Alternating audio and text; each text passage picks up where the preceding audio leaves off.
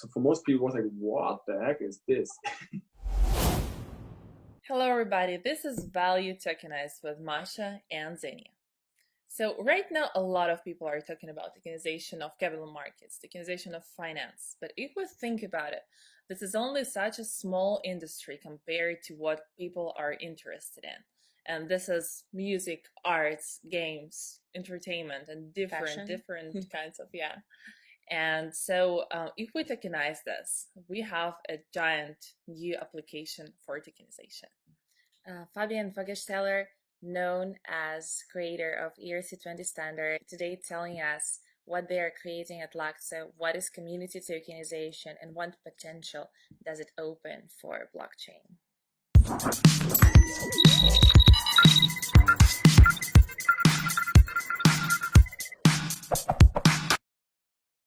Hi, Fabian. Thank you very much for joining us here at Value Tokenized.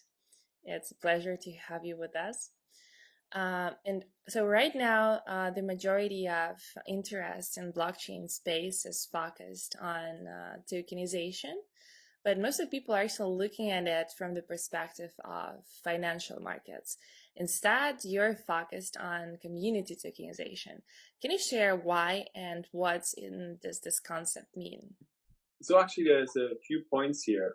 I mean, yes, if you look back in what happened with ERC20 and all the tokenization, all the ICOs, most of the things were focused around either apps and crowdfunding and basically funding mechanisms. So what we really have seen here a lot is basically all kind of tokens around like crowdfunding actually and fundraising. That was like the most tokens we've seen in the last 3 years.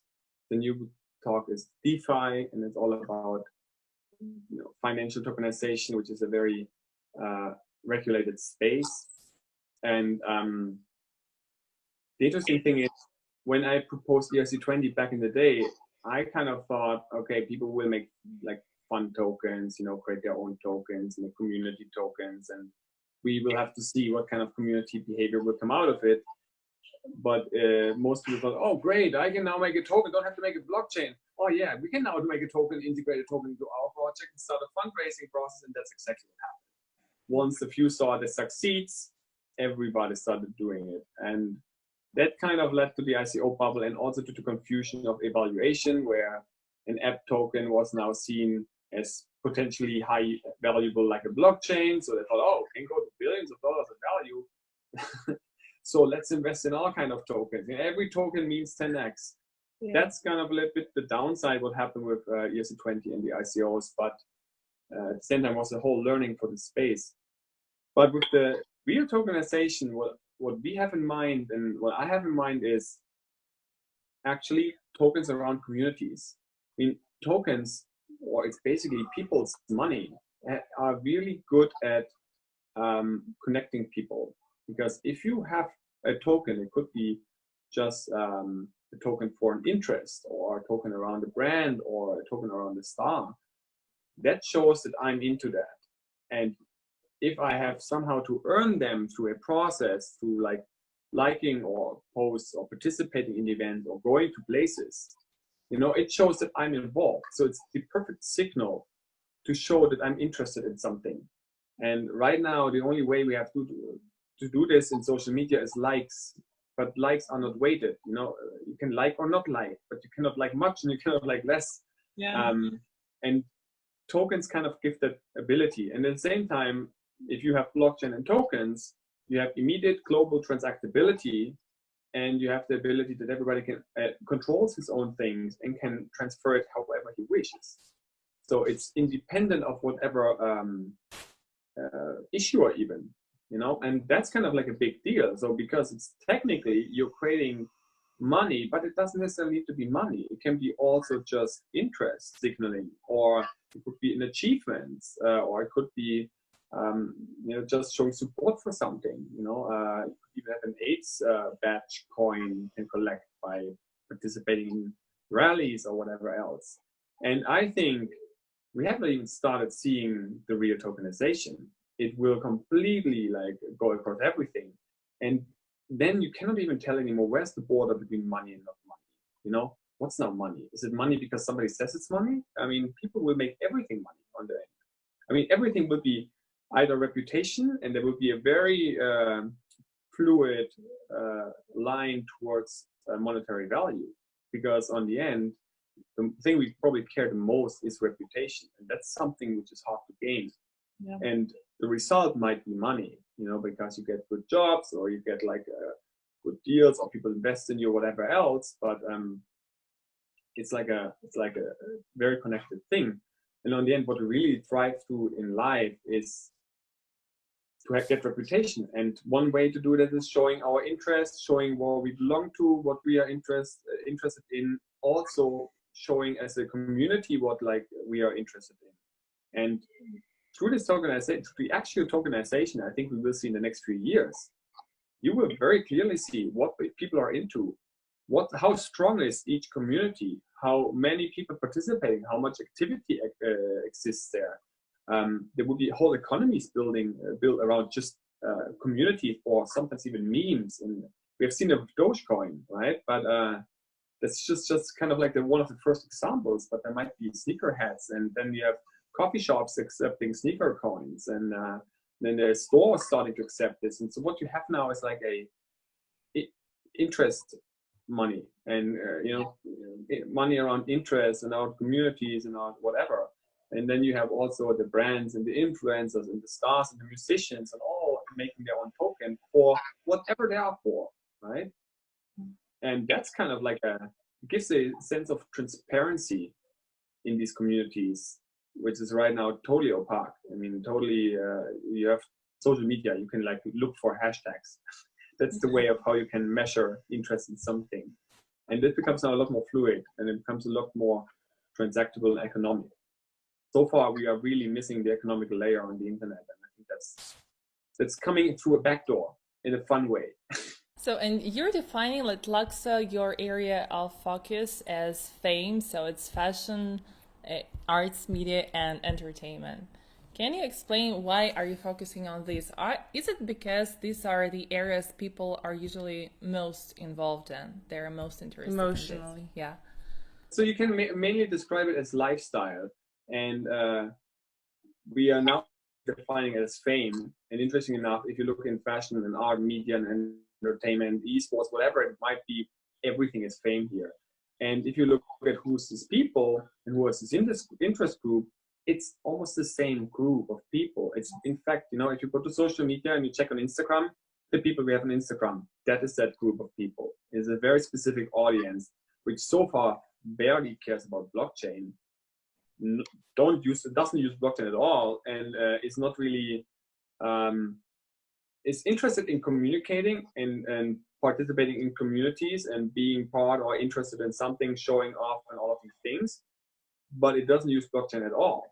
And in fact, what we have basically figured out, okay, there's no blockchain for that. There's no blockchain use cases. There are blockchain use cases going that direction. They're right now the outliers on Ethereum. They're like, okay, a bit of music things here and a bit of like a token, whatever here. And it's all in that kind of like edge direction. And in what we have found, and we have written a 120 pages blueprint for new creative economies, where we really go into detail into like this kind of community and why we think blockchain makes sense. And this is really just scratching the surface. And on the end, we will have a massive amount of use cases in there. If you give people the ability to create their own tokens in simple ways where the blockchain disappears, but the feature starts to is the one which is like standing in the front. When you are able to own the items you buy, and when we're talking about like fashion, for example, we're talking about high-end value items or collectibles. When it's about music or but being part of events or being part of like whatever new movement, that's kind of things which are really not ownable right now that easily. I mean, we have biker jackets with like badges, you know, that's going all in that direction. It's just not digital, you know, it's a very manual expression way. And moving, for example, we are starting strongly with fashion because we have a big network in fashion, and we're working and talking to a lot of brands.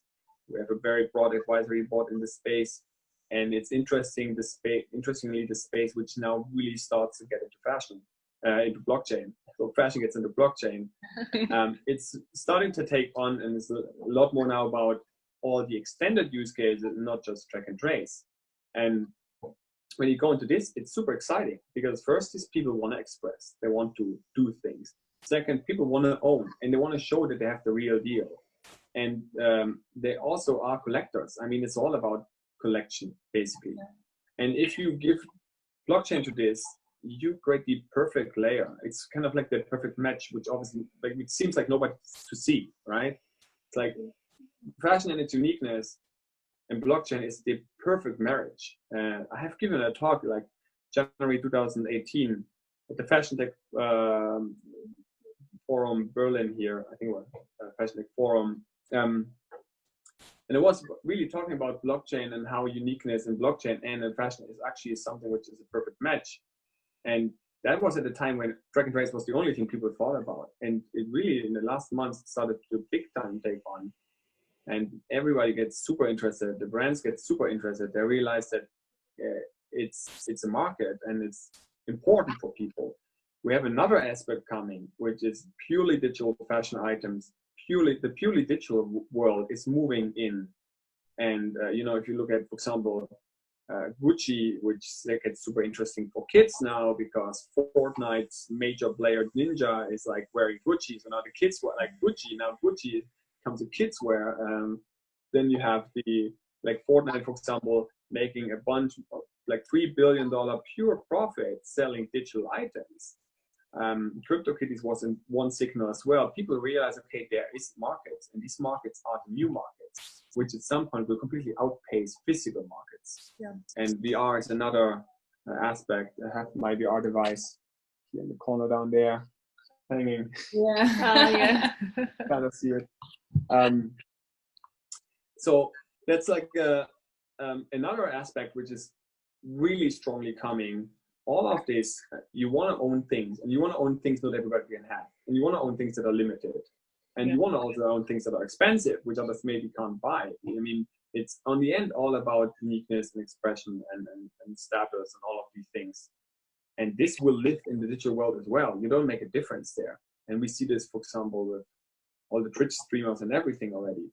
So if you start to combine this, and we are now see gaming and fashion really start to merge, which was before completely unbelievable. All of those are use cases that we actually start LUKSO for. The LUKSO blockchain as a public permissionless network is exactly meant for those kind of use cases. And nobody's speaking to that audience yet. Nobody's working on use cases in this direction dedicated. And nobody actually brought this whole space together. And that's the point of LUKSO. And what is your personal favorite use case for this? Maybe some particular example that you're most excited about?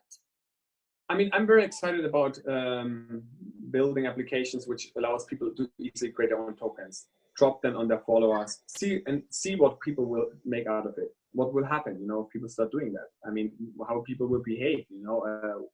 First, we'll probably collect a lot, and then you have an audience which is tokenized. And so now you can think of what to give them or what to do with them. I'm super interested in seeing that.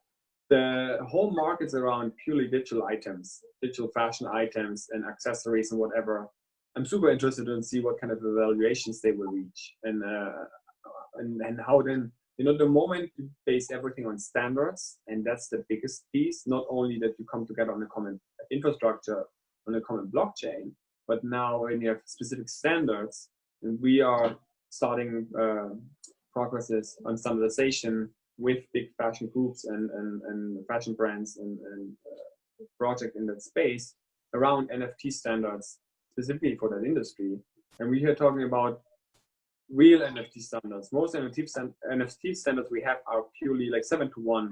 This is saying transferring a hash. Yeah. It's not enough to really create a whole industry or have a whole synergy around it, because transferring hash means nothing. You know, you have to define of how the asset looks like, where to get the assets from, how the properties are described. They have to be equally described. They have to be automatically readable, automatically displayable in different applications, and all of these things. And we have a good ability here to start that kind of like from scratch, because we actually starting the ecosystem from scratch and can bring the players together. And it's in the beginning small enough that these kind of standardizations are easier to do. That's very hard right now to push standard through in the Ethereum ecosystem, because like it's huge. You know, it grew a lot since back in the days.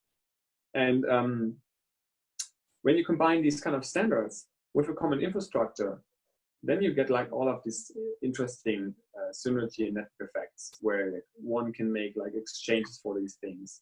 Others start to wear it. Games start to integrate those, because now they say, oh wow, it's valuable, people have it and people trade it.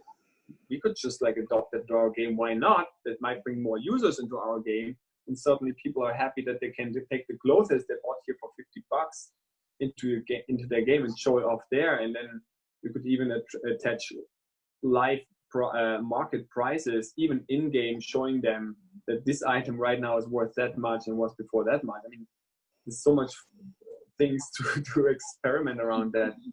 I'm really interested in seeing these kind of things happening.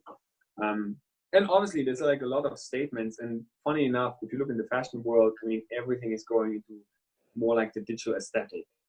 We have constantly this aesthetic between where you have the multicolor shadow pictures, you know, where the pink and then blue and all of this mixed. A lot of brands start with digital Instagram posts and stuff like this. So it's all really moving in this direction. The direction is things we are talking since more than a year about. So it's really starting to come together, and a lot of people come to us, and it's very interesting, very exciting, and I'm really interested in seeing what's happening in the next year and two. I think that during New York Blockchain Week on Ethereal, there was an art auction and there was a digital garment sold for like 10,000. Yeah, it was very cool. It was very exciting. So it was basically, you could say, the first digital dress from the fabricant. And for example, a group, or the first digital fashion house, how they call themselves, which we are in talks since like over 8 months. And it's very interesting to see what, I mean, this is really, the thing is, they came to us and said, hey, we would like to do this. They had no idea about blockchain. And so it was very interesting fit. And now when Dapper Labs made this as an example sale, I mean, it could have probably been bigger, and it could probably have been moved out of the art direction, because on the end, it's not really art. It's actually, there's a functionality to it. I mean, not yet, not in this case, it was a showcase. But the point is that these things you can wear, these things you can actually show off in your digital world. And that includes Instagram and our semi-digital world. And this is something which can have a life in the future in VR, which can have a live future in games. And it's the same item. And that's the most exciting things. So I definitely think this item will live in the future beyond just that auction and beyond that showcase here. Yeah. But it was a very interesting thing to see, and it's very interesting. I mean, I think right now it's funny because we have the fashion space, with the whole lifestyle space getting in touch with blockchain, and we have like done a big deal to do that, to raise that awareness in other projects in the space, some which are actually built on LUKSO. And on the other hand, you have the blockchain space, which has no idea about that, no ever cared about fashion. And now they come together, and Ethereum is more of a blockchain-weighted conference. So for most people, it was like, what the heck is this? If you talk to kids, you know, if you talk to the Gen Z, for them it's totally clear, it makes total sense, you know.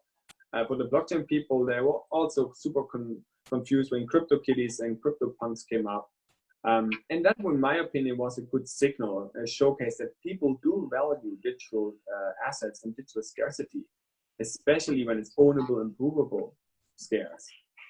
And translating this to fashion, I mean, this is exactly the missing piece why fashion could never have gone digital before, because it was missing that uniqueness. And blockchain actually gives it. And so, perfect match. I'm very interested to see this evolve in the next few years and months. What about the general public who now tend to have some kind of skepticism towards blockchain, or just simply does not understand what it's all about? So how do you think this problem should be tackled, or the fact that it's actually built on blockchain should be avoided? Like, for example, we're talking to Stephen McKeon, and he said that the ultimate goal here is that people do not have to know how it works. They just need to know what benefit it brings to them. So what's your opinion on that? Exactly right. On the end, I think the reason why we actually put so much weight also on showing how things work, explaining, explaining private keys, letting people back up stuff and so on in the right way.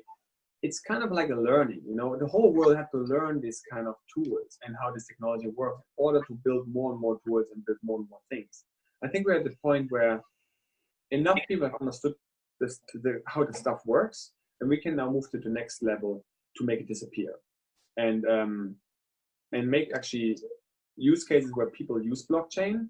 They will have the benefits, and they will really realize that there's something magical or different than before later on.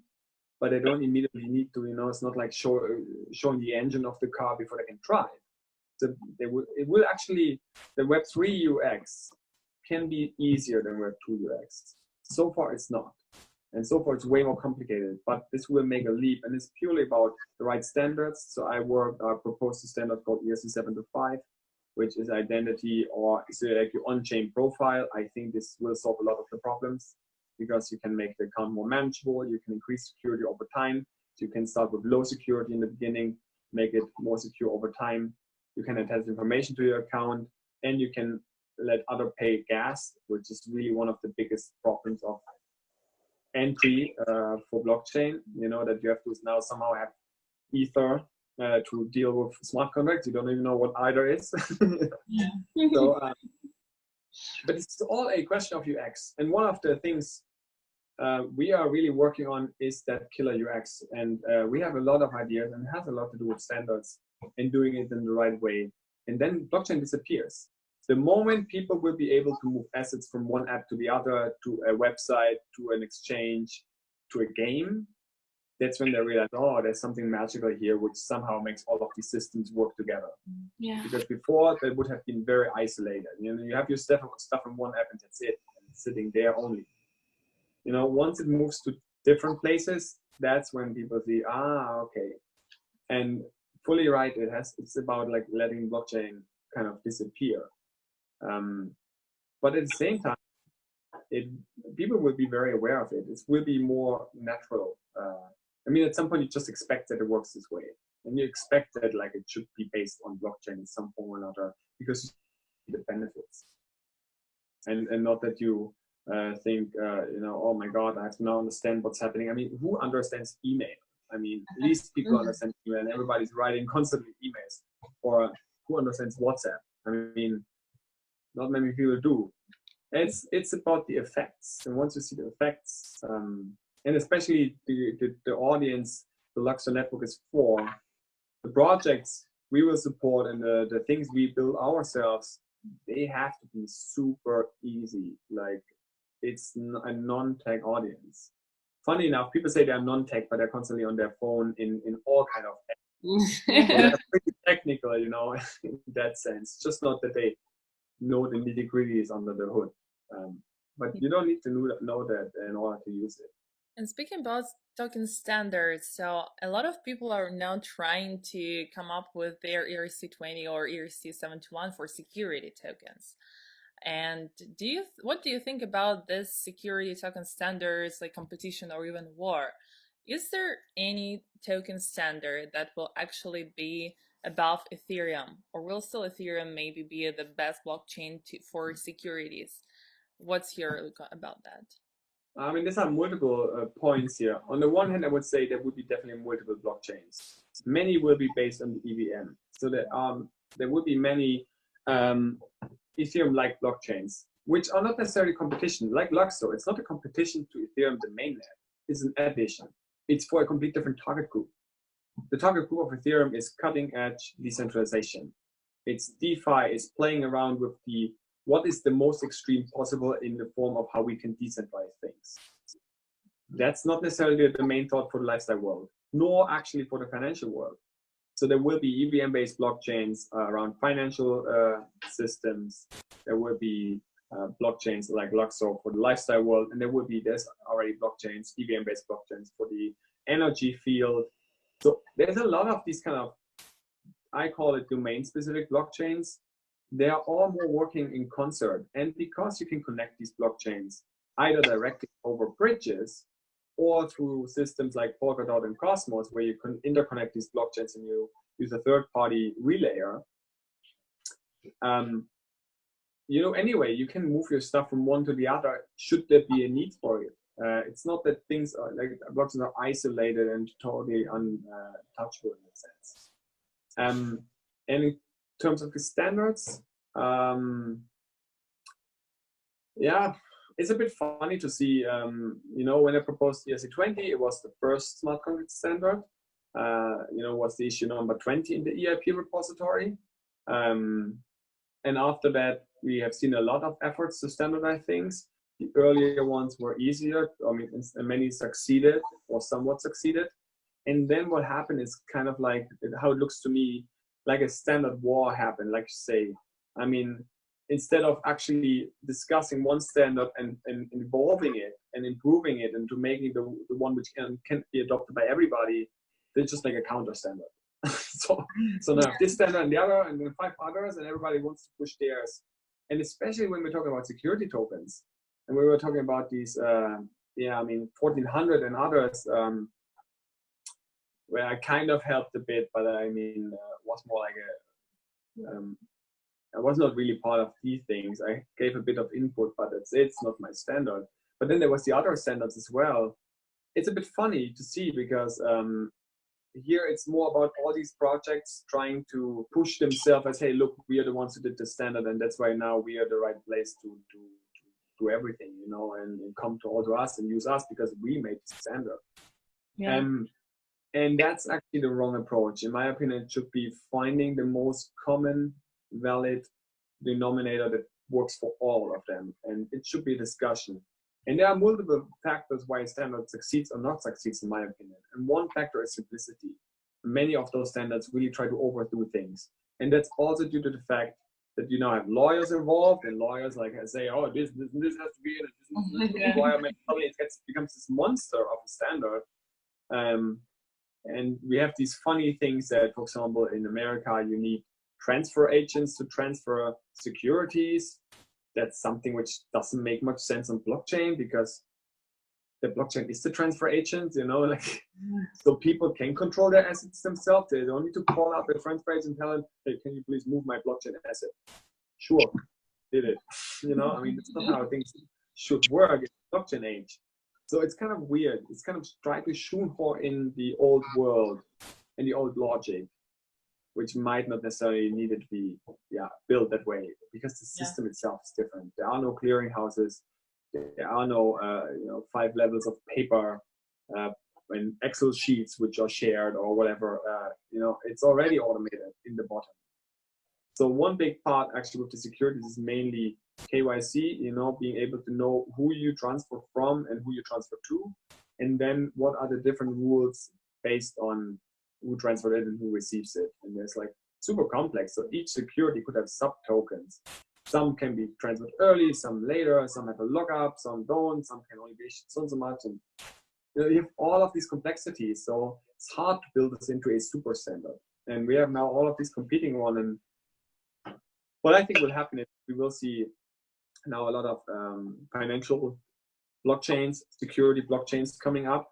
They will compete. Some institutions will move there, some others there. On the end, they have to figure out a common interoperability standard for things. That's kind of what will happen. And this is through this experimentation, and that's important actually. You know, everybody immediately wants to have the perfect standard and the perfect system and the perfect one blockchain fit for everything.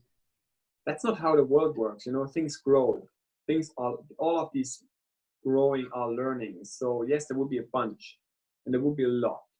And through that, you figure out what worked better and what worked less. And then they have to again find together or not. And that's just the way how things evolve. And I think we are moving towards a multi-chain universe or multi-chain future, definitely.